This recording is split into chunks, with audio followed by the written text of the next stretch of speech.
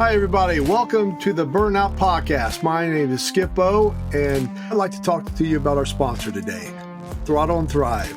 Throttle and Thrive is a 6-bed facility in California. It's a men's substance misuse facility exclusively serving first responders and veterans. Throttle and Thrive can be reached at 805-701-1309. 805-701-1309. When you make that call, Siobhan Thompson will probably be the one answering. She's the CEO there. And then she'll ask you some questions. And then after you decided you want to change your life and you want to live life, she will personally come and pick you up at the airport once you fly out anywhere from the United States. So keep them in mind if you're out there or a family member's out there and they need some help, whether it's for addiction, mental health, or whatever the case may be. Please go to throttleandthrive.com. Check them out for more information. Thank you.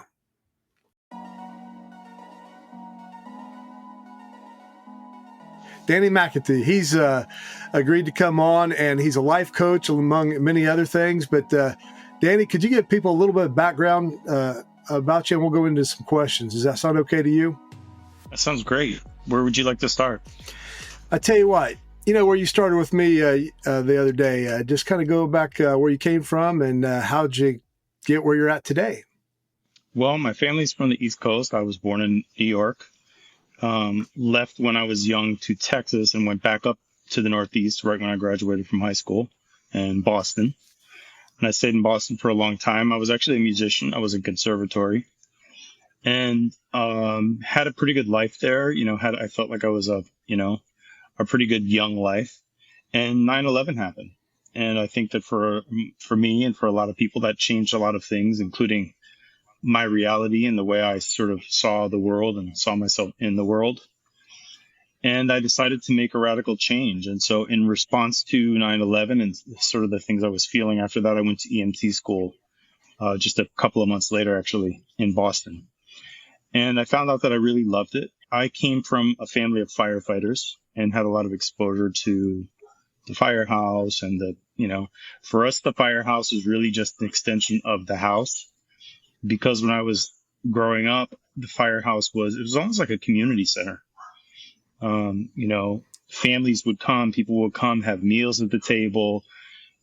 My dad would send us there when we needed to get an attitude adjustment or. You didn't go shine that pole, did you? Oh, yes, I did. Because when we were small, we could go all the way to the top and hold there and polish up around the top and polish the housings and different things. We washed a lot of dishes. And it was a good experience. I mean, at the time, I hated it. I think most kids did, but I realized that I was seeing men being positive role models. And part of being positive role models was correcting me when my attitude was out of order. And I'll forever be grateful for it. Unfortunately, they're all dead now. So the best I can do is try to live up to the legacy that they left and the influence that I carry with me today so many decades later. There was always a part of me that wanted to do it. I never did it. And so after 9/11, I went and did it. And I went to EMT school. And I was fascinated by it. And I kept asking more questions. Well, why can't we do this? Well, what about this medicine? And they were like, we have to be a medic for that. I went to medic school. And I did get hired by Boston Fire when I was very young. But I was also very stupid, right? And I wanted to be, hanging off the back of a truck, and they were going to send me to some suburb. And I was like, that sounds boring. And long story short, I quit and continued on doing my thing. I moved to California in 2004, where I actually had to repeat EMT school and medic school because of licensure and a lack of reciprocity, which I did. And I started working jobs. I mean, I started with boring transport companies where you basically moving furniture and getting paid nothing. And I wanted to really use my skills and try to make an impact in some way. And I felt like I was just moving people like pieces of furniture, living pieces of furniture around. And so that was short-lived. I began to work in the Department of Public Health. I started working in a homeless clinic in the inner city, primary care and urgent care, which was a learning curve for me because the people were so, there were a lot of really good people, but a population that was difficult to work with. A lot of unmet needs, which came out in aggression toward providers. I think that almost everyone there, almost all of the providers, if not all of the providers, were female. And they were just run over. And so I sort of became sort of security, like a bouncer at this clinic. In addition to, drawing your blood, giving your shots, and tying you up when it was time. And I did a lot of all of it. I took away a couple of handguns. It was a rough crowd, but the value for me was in people that were dedicated to serving the unserved or the underserved. And so I loved it, but it was clearly not a career path for me. From there, I went into the trauma OR. I was they call it autologous transfusion, where you recapture surgical blood loss, spin it down, and return it to the patient as their own packed red cells. And so I was on call in ortho rooms, trauma rooms, and so I was in surgery a lot. And it was a fascinating environment. I loved it. I made tons and tons of money, and also it was a very definite. There was no room for movement. Like you can go to medical school or nursing school, or you could just stay in that job forever. And so I stayed in that job while I was trying to get into the fire department. From there, I began to work in a trauma ER. And it was at night. So it was the only level 1 trauma center in San Francisco. Let me ask you this, building up to, you went to EMT school in New York and then medic school, and then you worked your way up to California and doing that and working in your trauma. Did you feel the pressure? Did you feel the stress, or whether you want to call it darkness or whatever, coming on to you right in that area? I now know that the answer is yes. But at the time, I didn't know what I was feeling. Right. Sure. And so at the time, what I was feeling was, I can't get a day off. I'm working at night. The commute sucks. The great thing about working at the trauma center was also the terrible thing about working at the trauma center, because there's tons and tons of trauma. And so by the time I even started working in the fire department, I would work more codes in a tour that a lot of people would work in 6 months. Sure. And I was great at codes, for that reason. But I didn't know what cumulative stress was at that time, and I didn't recognize the effect it was having on me. Here's an example. I'm doing CPR on a code in the trauma room, and I just felt myself kind of sort of getting hot and cold, and I was getting like tunnel vision. I didn't feel right. I started to hear ringing in my ears, and I was like, I think I have the flu. I think I'm going to pass out. And I told someone, I switched out with someone. I sat down in a chair in the trauma room, and everyone was like, are you all right? And I'm like, something's wrong. I don't know. They're taking my vitals. My pressure was like 190. I was having a panic attack, and I didn't realize it, but I was having a panic attack. So the answer to your question is yes. It was making its way in, and I didn't know that it was happening, and also what to do about it, right? Sure. And so at that time, this is probably 2009, 10. So the kind of thinking was push through. In a trauma room, there's not really that time for a break. They're like, go get some water and come back. And which I did, and I just sort of pushed through. I don't know that anyone. The nurses are very definitely attentive and taking care of. We're all friends. They're like, you feel good. You need to. Are you?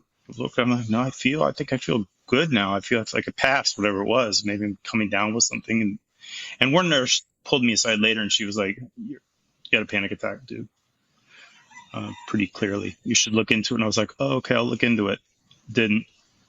Sure. I don't know if that sounds familiar to you, but I did not. Oh, yeah, I'm tough. I don't need that. Well, because I will back up and say that right after 9/11, I had begun to experience panic attacks, and I had even less of a clue what that was then. I actually went to the hospital one time because I thought I was having a heart attack, as many people do. And, the doctors were like, take this pill, fuck off. You're not having a heart attack. Don't come back here. I was like, okay. I fucked off, took the pill, didn't go back. And eventually I got a shrink who was telling me, she was like, you have PTSD and you're having panic attacks. And it's kind of like telling a drunk that they're a drunk when they're drunk. It's not going to connect. And it, Yeah. and it didn't connect with I me. I get was you. like, yeah, I was like, I'm not even in the army. That's for soldiers. You know what I mean? Sure. I don't have that. You just want to give me pills, which they did. And I took them. But then for a long time, when I got to California, just never happened for a long time until that at around that time that I was describing the panic attack during the code is when my stress started building up to not an unmanageable level, but it was clear in my day-to-day life that I spent more time managing my stress than living my life. Sure. But it had become normalized, right? You get up, you have coffee, you pound a Monster, you go to your shift, you work your shift. In our case, we got off, I was working 7 to 7. So I work, 19 to 0700. So I got off at 7 in the morning and everyone would go to Dave and Buster's and have a burrito and shots and then drive home. And that was normal. That was normal for us. I get it. Yeah. I get it. Not to say that that's normal, but that went on for a long time. During this process, I began to go to PA school. I took we have with the NTN, the exam that qualifies you to enter a fire department. I took the CPAT that qualifies you, and those are timed. So in San Francisco, it's a municipal civil service list, and so the list expires. And if you're not chosen when the list expires, you take the test again, you get back on the list again. So I did that several evolutions. One time I went straight from the general hospital for my shift at 7 to the test at 8. And then I was taking the test and then they started ringing bells and some lady was like pulling my sleeve and she was like, "Sir, the exam is over." And I had fallen asleep like this and failed the test. So I had to take it again. Anyway, during the process of working at the hospital and being in PA school, a series of events happened and I had my application and I had interviewed. I was, the list that I was on was probably 1,500 people. I was number 7. I scored very high on the test. I had an interview. I had a chief's interview, and then they didn't want to take me. And they called me to say, "We're not accepting." And I'm like, okay. So for me, that was kind of like, done with this. You just focus on PA school. And then I had two interactions at the hospital with the chief of the department, and she paged me overhead in the emergency room. And in the middle of these 3 codes we were having, a sheriff so we had 3 codes from one incident, and it was a family, and they were all on cardiac arrest. And it was a night that was very short staffed. It was also a time of year before we had gotten the new residents, which always makes the staff census go up. So we were very short staffed, and I was basically doing CPR in one room, running to the next room, and we had 2 people doing CPR. Sounds like you're triaging. Yeah, it was. I would say it was more than triaging. It was making $1 out of 5 cents. But so I was doing that, and while I was doing that, the deputies paged me because this is the type of hospital it was. We had a deputy's office with a holding cell in the emergency room. That's the type of environment that was. It still is, actually. So one of the deputies flagged me down. He's like, "The fire chief wants to talk to you." Like, why? I just can't talk to her. He was like, "Go talk to her." So I went and talked to her. Long story short, she said, "Tell me what's going on." And I told her, "We have a 13-year-old with this. We have a 7-year-old with this. We have a 39-year-old with this." I just gave her a quick rundown of their status. And she actually put her hand on my shoulder. She was like, "Do you want to work at the fire department?" I said, "Yeah, I do, but your chief told me that they don't want to hire me." She's like, "I want to call you tomorrow." So she called me tomorrow and she said, "You're hired." This was a Wednesday, and the academy was starting, I think, the following Tuesday, info session Monday. And so I went to my boss and just said, "This is really bad form. It's really short notice. And it's also an opportunity I cannot miss. I'll never get it again. And so I'm resigning." And everyone was like, "Go for it. Do it." Completely supportive. They're like, "We'll make it work. Don't worry about a thing." And so I did that. So next week I was in the academy. Wow. Yeah. And that's when the anxiety really started. That's when it really started. I will say that during the information session, so back up again, and I'm doing my internship in the fire department.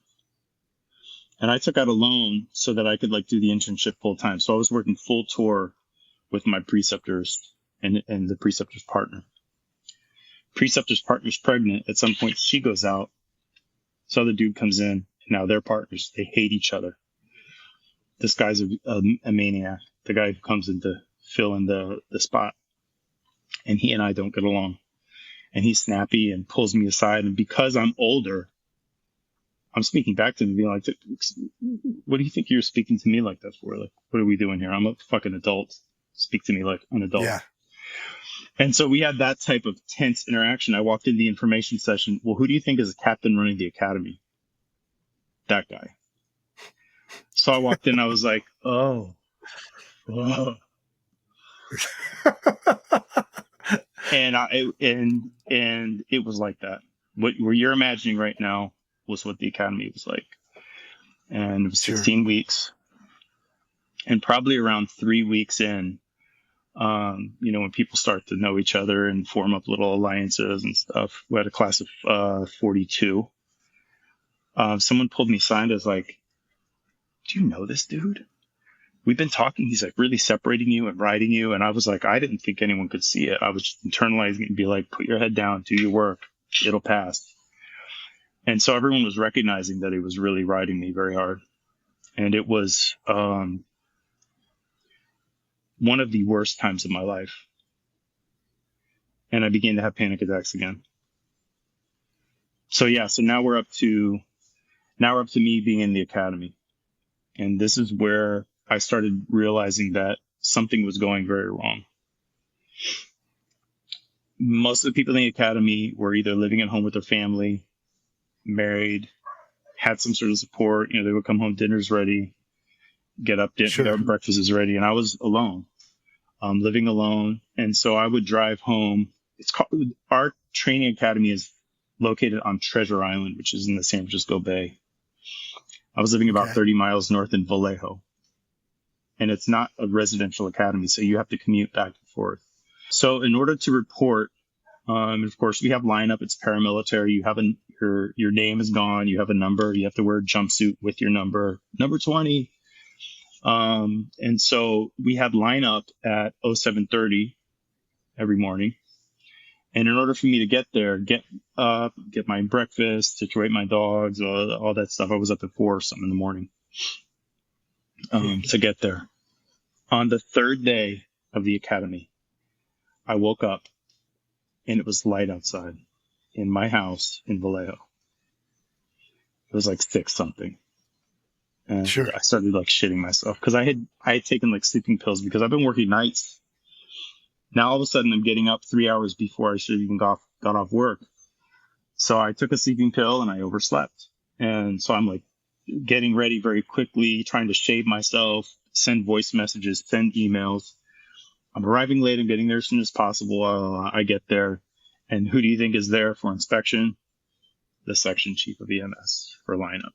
And I walk into lineup 15 minutes late. And he walked over and whispered in my ear. He's an old Marine, a corpsman from the Marines, Vietnam era. And he's clicking his pen and he whispers in to my ear, I will fucking blowtorch you. And you think you can walk in here and humiliate me like this? I didn't even want to hire you in the first place. And saying this very softly inside my ear, my soul is just like falling out of my body. And from there, the tension just continued to rise and rise in the academy. So that for me is where I believe it's sort of the stress component really began to Gosh, I'm sitting here listening to it. I go, I'm stressed right now. Just listen to your story. No, I tell you, the resiliency, to look at you right now and reading on your website, it's amazing, and I don't know, but where you came from to where you're at now.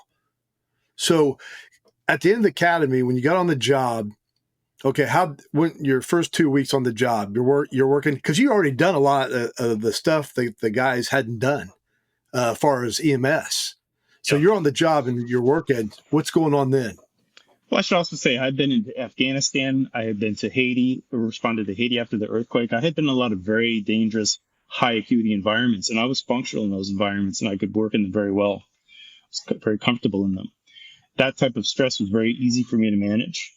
But the type of stress of now looking back, I can see that it's a type of stress of butt sniffing, alpha male.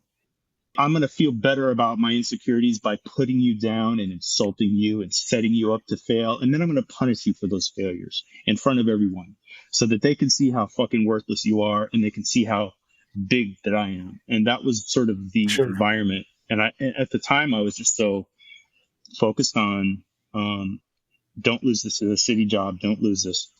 All I could focus, I should say that I now know, again, in retrospect, that it was a punitive and fear-based discipline environment. So the discipline, the threat was constantly, if you can't cut it or if you fuck up, you're on probation for 1 year. We'll fire you for something, anything, or nothing. We can get somebody else. And I had never made this type of money in my life. I had never had this type of job security in my life. And my father was like, die in the city job. Do whatever you have to keep the city job. That's a life job. And so that's the same as here. You know, you hit the lottery when you get on the fire department, you're on the city, you hit the lottery. It is the lottery. That's put there. It's like the NFL for EMS, and San Francisco pays a lot of money. Nationally, I think it's the top. It's always like LA, San Francisco, Miami, a couple of others are like the highest in the nation. And so all I could focus on was what was in front of me and not failing it, not fucking it up and making it tomorrow without getting fired. What I didn't realize was that I actually had really good medicine, right? But my imposter syndrome was so loud and my fear of having that take away from me was so loud I really couldn't hear or experience anything else. And that's what began to build every day, every shift. Now you combine that with San Francisco today responds to, I think it's over 250,000 medical calls annually. So that's 300 and something calls a day. I was always in the double medic unit. So we always had the highest acuity calls. I was always on nights. A fun fact about the academy, we had academy of 42. And to establish our seniority in the department, you know how we did it? We drew straws. And you know what I drew? Number 41. And so, in the shift bids, I was always almost the last one. And so I had Thursday through Sunday, 4 p.m. to 4 a.m., 5 to 5. And that's why my shift was just always at shift. Well, Danny, with all the stuff, that you went through, you got all this stuff going on, you must have really you wanted to do it. You had the drive sound like that's a dream of yours to do. Yes, you're right. It was a dream of mine to do. And this will prove your point even further, is that our department is one of the few departments that have single function medics. And so what most people do, and the design, I think, of the department is that most people come in and they work in EMS. They are off probation. They get a little bit of seniority, and as soon as possible, they bid into a suppression academy, and they go and they work on an engine. And our station, EMS, has one station, and all of the ambulances are dynamically deployed. So we're not waiting in the station for a call. We're in our rig on the street waiting for a call.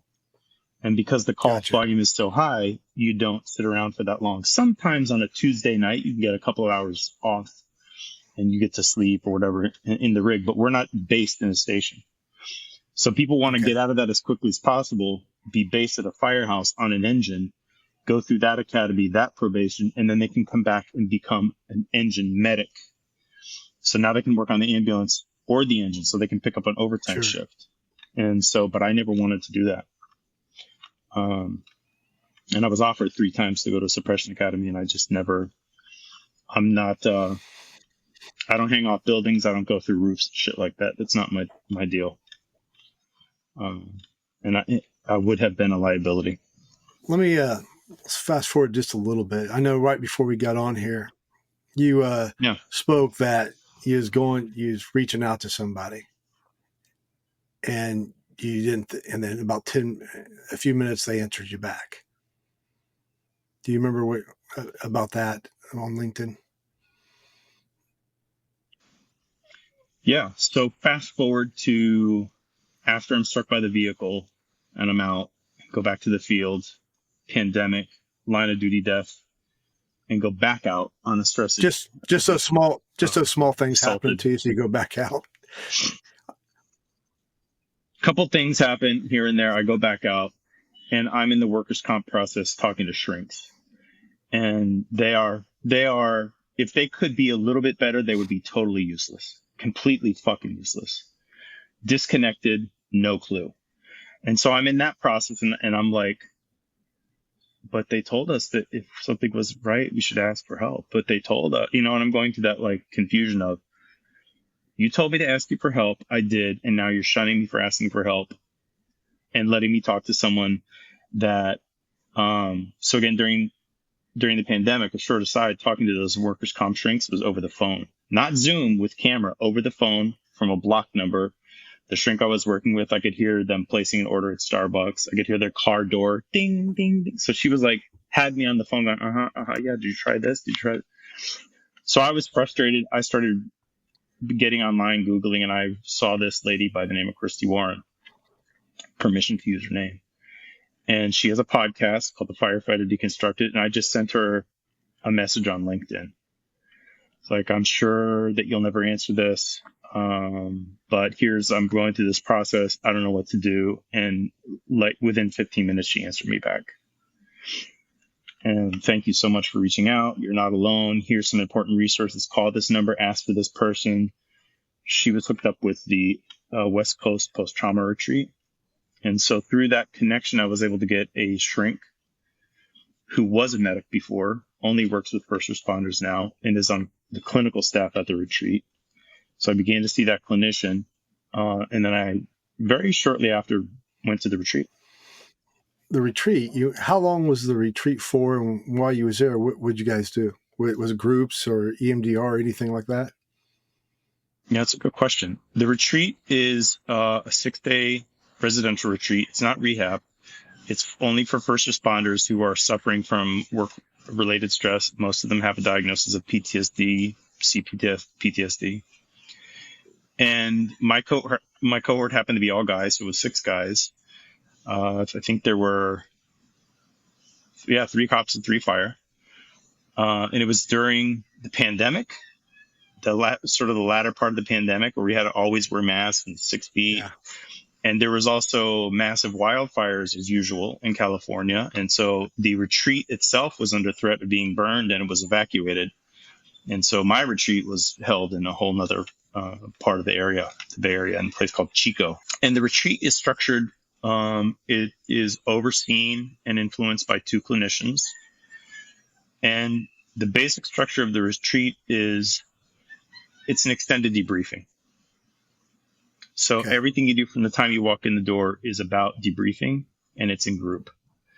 There is a session on the first day, on Sunday, with a shrink of some kind who does EMDR, and they do something called a resource installation, where they're understanding sort of the priority level traumas or events in your life from any time in your life. And they're sort of assessing through discussion and EMDR of those traumas what the issues are. For those issues, they give you a series of tools: breathing tools, safe place tools, visualization tools, word tools, grounding tools.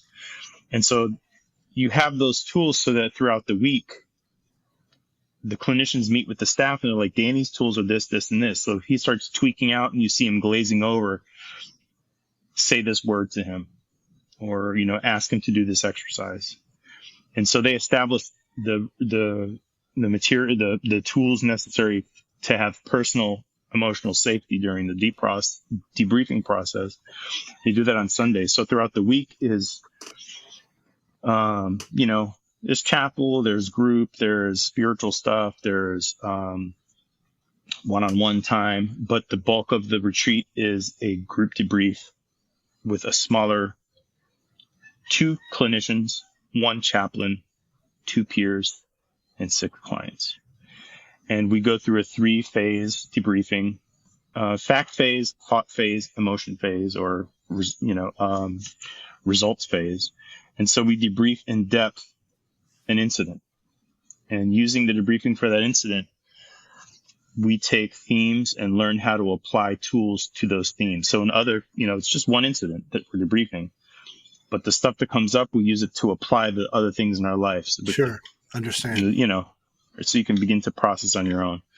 So that's Monday, Tuesday, Wednesday. Thursday, they do Family Day, which is they're like, now we're going to talk about your childhood and your whatever family dynamics people have. And that's the money shot day, I think, where people really make connections about, I have imposter syndrome because I was always told that I wasn't shit and I would never be anything in my life, or, had an absent parent or had whatever.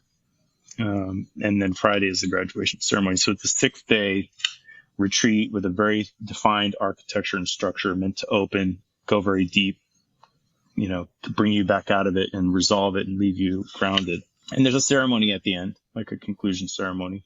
And I became very involved in that.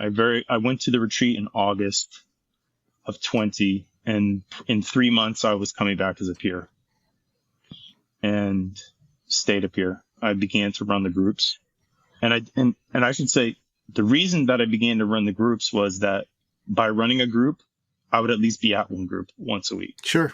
I told the clients that I was like, listen, I'm actually not even here for you. I'm here for me. Absolutely. It's all about, and hopefully, it's all about me. I say, when I help somebody, I said, this is not about you anymore. It's about me. It's what I want. It's a healthy position. Yeah. Because, I learned much later on about, like savior complex and messiah complex, all these different, idiot compassion, all these different concepts that people externalize their helping to make themselves feel better. But I didn't know that I was actually doing the right thing by sounding like a prick. But I was like, my intention is to recover openly in the hopes that someone doesn't have to suffer silently. That's good. And so if I end up helping you, then great. Well done. I'm glad. But I'm here to heal myself. And that's the only reason I'm here. Well, Danny, I tell you, here's what I want to do if you're okay with it. I want to bring you back for part 2. I want to get more into the healing, who you're cooperating with now, where you're at now, and what you're doing yourself, being a life coach and all the good stuff that you're doing. I don't want to condense it in 30 seconds. I'm not going to do that. Let's do a part 2. If you got some time, we'll schedule. Yeah. Okay. We'll do it. So you guys, we're going to leave you on a cliff, a so-called cliff. So we're going to do a part 2. So we're going to air Danny here in a few weeks, the part 1, and then we'll have a part 2 right after that. So Danny, one thing I want to tell what I do, somebody's listening to this, whether it's a firefighter, a police officer, a first responder, doing a mission in Afghanistan or somewhere, you got 30 seconds to talk to them to get help. So go. You are not alone. I know that it feels like you are, but you're not. If you have if you can push yourself to make that first uncomfortable contact, it will pay off in dividends. I promise you. I talked to someone on LinkedIn. It was a complete stranger, never even heard her name before in my life. And that was the portal through which all of this happened for me. You can reach out to me.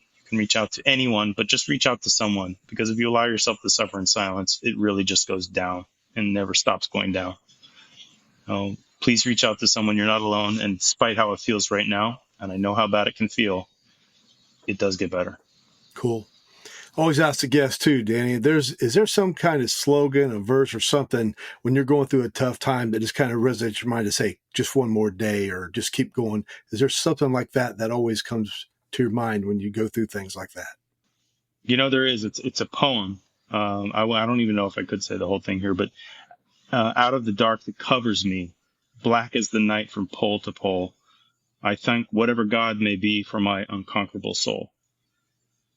And it goes on, through the fell clutch of circumstance, I have not winced nor cried aloud. Although my head is bloodied, it is unbowed. It matters not how straight the gate, how charged with punishment the scroll. I'm the master of my fate and the captain of my soul. It's called Invictus, unbeaten. That's cool. No. I like that.